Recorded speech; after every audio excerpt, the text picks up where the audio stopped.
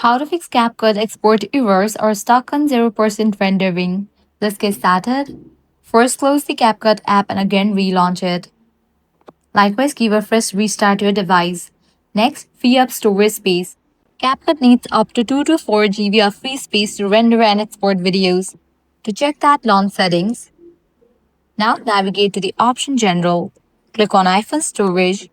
From here, you can delete the unused app or you can upload it.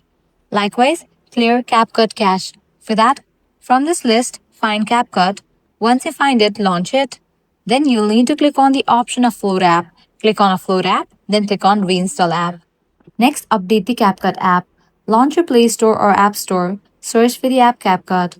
After app appears, if you find the option of update, click on it and update the app to its latest version. Next up, lower the export resolution.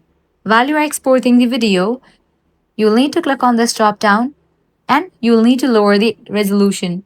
Try rendering at 720p instead of 180p or 4K. This reduces the processing load and prevents freezing. If it's a long or complex project, split it into parts, export each part separately, and merge them later.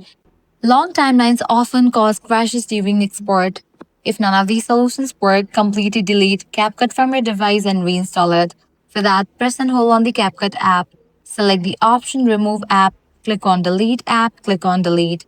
Then launch your Play Store or App Store, search for the app CapCut, and then install it. Next, don't use corrupt or unsupported video audio files.